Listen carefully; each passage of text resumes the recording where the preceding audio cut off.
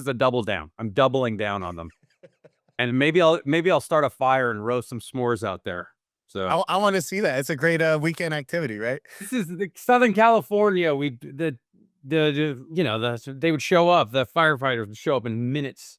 So I'd have to go to the fireplace. I want to thank you so much, Joel, for joining me today and taking your time out. I appreciate it. I Thank you, see. Dan. I see you already got a little bit of SBC there. Is there actually coffee in that cup? Oh well, not there we go. Oh yeah. Last of it. And look what else is in that cup. Yes, those are 4 of the limited edition coffee roast mallows. I love that. I want to talk about that. But first, we have something in common, which I just told you. I live in Portland now, but we both grew up in the Seattle area. Oh, where'd you grow up? I was born and raised in Tacoma, lived in Tukwila, lived in downtown off of Jefferson while I went to both Seattle Central and the UW. And I think What you high lived, school? I went to Wilson in Tacoma. Nice, My nice. my wife went to Stadium, which I think is way more famous than Little Wilson. But Well, they got that tunnel that goes out to the sea and the cool buildings. They filmed that movie there. yeah, yeah, everybody calls it the castle. It's got better views. You The one thing that sucked for her was all the stairs she had to walk up and down between classes, and also gym class going down into the bowl. So I'm not envious at all of her. Um, but I do want to share something with you, which Yeah. is, I have a memory, uh, which is the first time I saw you. I was in college.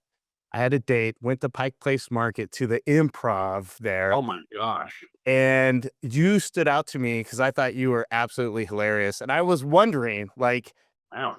that improv show, I saw you like 2 or 3 times there. Every time I went and you weren't part of the crew, I was kind of disappointed. But how did that experience kind of define who you are today and how you became, the actor you are today, the comedian you are today? What type of experiences define that? Well, that was like a sport. I mean, it was literally called theater sports, but that was the trenches of that's where all my formative theater stage time happened. Like that, like just being on stage for hours and hours each week, whether I was good or whether I was really eating it, which happened a lot, was so formative for me because it was like getting my driver's license and practicing racing, just like every night we would go try new stuff. And I was so lucky that they allowed me to be on stage and that I could, yeah, once I got through the classes, they're like, all right, we're going to put you in one show, Sunday night show, and we'll see if you can hang. And it was just graduating to like what, like, all right, you can come on Mondays. And I was like, okay. And then finally I got to the main company, and it was one of those things where I did it for years, and it was my lifeblood, and it was if the mo the it's why I'm comfortable on stage today, because I put so many hours in, and boy, talk about good times. I'm still friends with a lot of those people. This guy named Matt Olson and, Praying Masters were 2 of my closest friends from that time and, continue to be, and, so, yeah, it was for me, it was so important, and then to go after every show, go back and find how vandalized my car was always an adventure. Because 'cause I'd be like, "I wonder what it'll be tonight. Oh, they left a traffic like a sawhorse on top of the car. Alright." I mean, they didn't steal anything, they definitely hurt the paint, but alright. Yeah, it is, That's typical Seattle, I feel like, especially that area around Pike Place. I was a valet for Nordstrom's, and they parked their cars on that lot literally across the street from the main entrance. yeah, And every morning when we came in to open that lot, it was just you never knew what you were gonna get. I it is. experienced your car was the same kind of dumping ground. People don't realize. I mean, now people have taken dumps on, cities, but, the that the underbelly of Seattle is real, and like there's so much money in that city and all that, but boy, there's an underbelly to it where you're like, oh, it got rough real quick here. So is that like one of the things I'd love to learn from that improv timeline for you is there a specific moment, joke, or skip besides coming out to your car and finding like sawhorses on there that still make you laugh today? Boy, I remember well when one of our castmates flew off the edge of the stage and she landed in the front row in a chair. This was Frame, and people thought it was part of the show, and it was not. And I remember thinking, like, there was that moment where everyone was like, and then flown off the stage, flew through the air, and landed in the seating position. And then we all kind of looked around, and she was fine. And then she just kept doing the show. Just And run with it. yeah, and I was like, well, that doesn't happen a lot. Boy, that yeah, that was pretty memorable. We did a lot of improvised musicals that I was like, "This all could go very poorly," and, thank God for better singers, who helped us out, but, yeah, there was a lot of those where I was like, "Can't believe that worked," and then there was a lot of dead air on stage. A lot I sometimes remember like, "Oh, I don't know what's gonna happen here," and there would that was always very thrilling. And then terrifying because 'cause we're like, "Does anybody have any idea?" And then the level of skill that those improvisers had, was pretty high, so we were saved often. I feel like as an audience member, that's kind of the magic of the show. We're there experiencing it with you for the first time, right? You don't know how it's going to go, and that's what makes it so magical. Those were the days. Man, you just showed your age. Well, here's to you. Thanks. Cheers to you too, man. I wish I had some coffee to cheers with you. I was supposed to get a package of that, and of course the UPS guy didn't deliver it yesterday. He just left a note like he didn't make an attempt, and I'm really sad because I want to know more about them. What are these malows like? Can you? Thank you for asking that.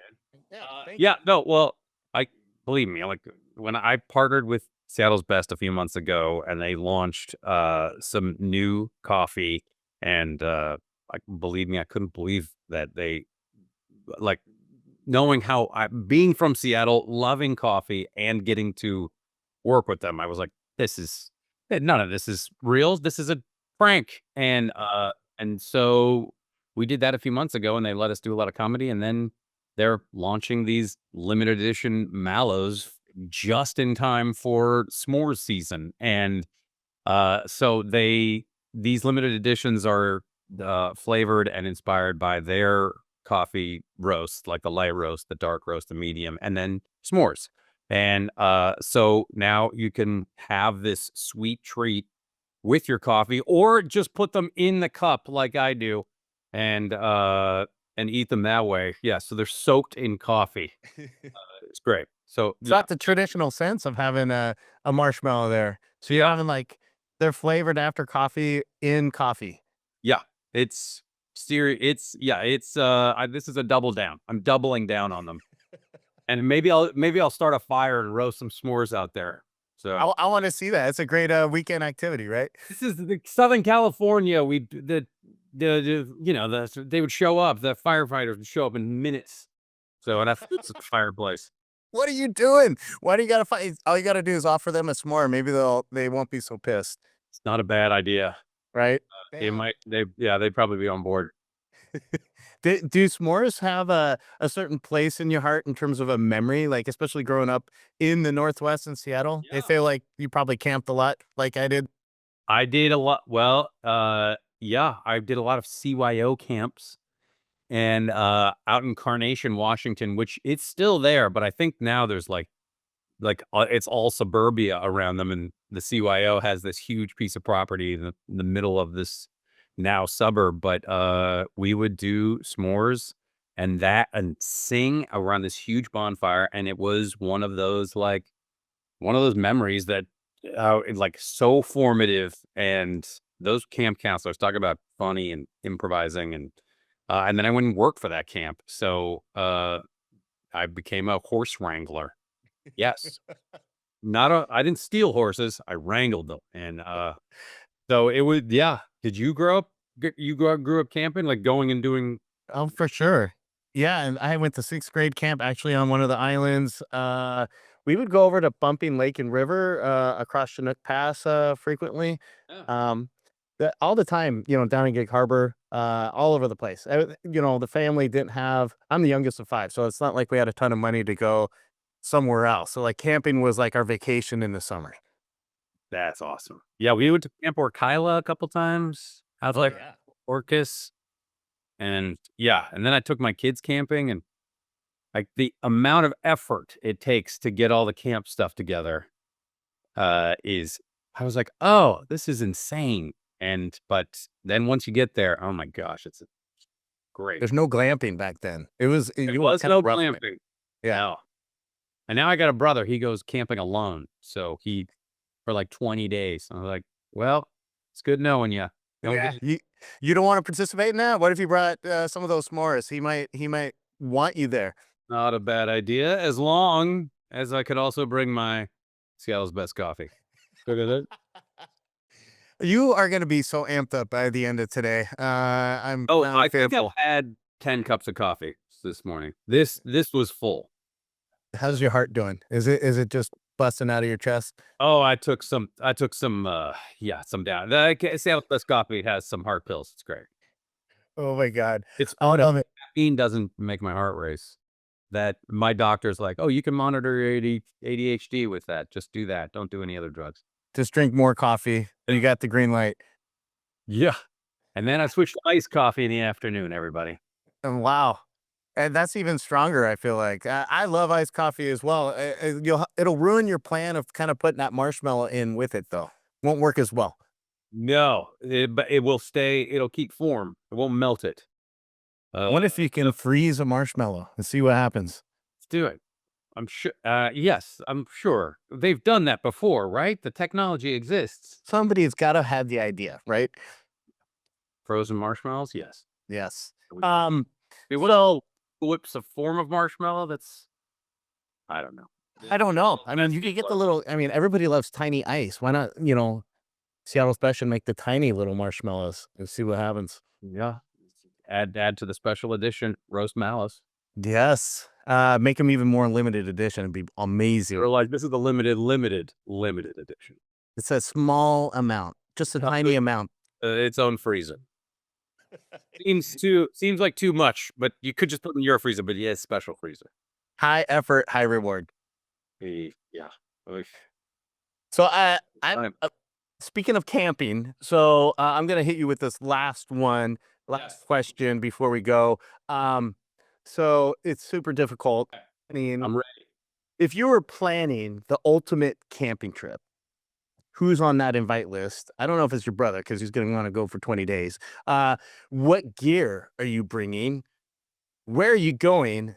And what are the kinds of moments you want to make sure happen? All right. It's gonna probably be Mercury. I mean, that's as far as we can go right now, I think. No. You want to get far away. It's gonna be pretty out the boy, I'd bring Bear Grylls because he's gonna keep us alive.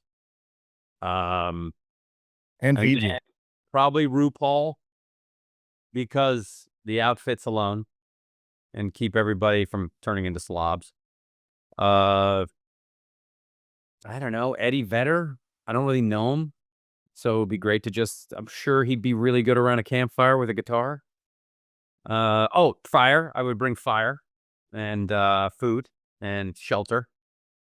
Boy, and where I don't know if this is a camping trip where we would drive in like a semi and just pop out and make it a hotel, or we'd all be if it's Bear Grylls, we're gonna be backpacking it in. So I'm gonna say, where would we be going? Trying to think. Probably Everett. Everett, probably. I just feel like we could camp by those Boeing doors. Very You get- Seattle. Roll down to Kirkland and get some food at Costco. Yeah, get the hot dogs and the pizza, some dessert. Yeah, and then we're set for food. And I think you can get the Seattle's best coffee there. Oh, that sounds like a well-rounded trip. Somewhere where there's hot springs. I think there's some up in British Columbia. I think there's some Yeah. on the peninsula as well.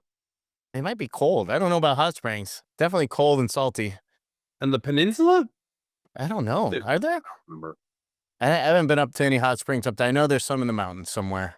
And then I don't know. I'd bring the cast of I don't know, Succession, because that I endlessly would have questions for them. And see a lot of fighting.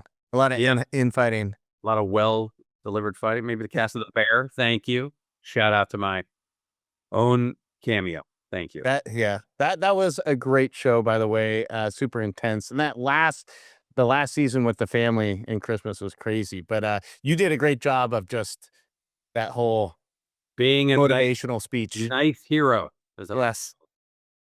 A little outside of your realm, I feel like typically. Uh, it's I've done a lot of stuff like that, but that is the only one that got like a lot of notice. So there's people like, you want to do serious stuff? I'm like, I did a bunch of stuff. No one saw it. And so I was like, yeah, great. But you never know what's gonna work and what's gonna be. You never. It just gonna. It's like surfing. Your little roller coaster. Think this wave's gonna go all the way in? Maybe. Never know. Well, Joel, I want to thank you for your time. I really appreciate it. I pray You. that Go dogs. Go dogs. go dogs. Yeah, for sure. I mean, we're not as intense as the ducks and the beavers down here, I feel like, but the cougs and the dogs, there's still a rivalry. I appreciate it. Enjoy the rest of your day, please. I fear for the amount of caffeine you're drinking, even though you say it's okay. I'm flying. It's great. All right. Take care, Joel. Thank you so much. Thank you so much for having me. I'll see you at Powell's. All right.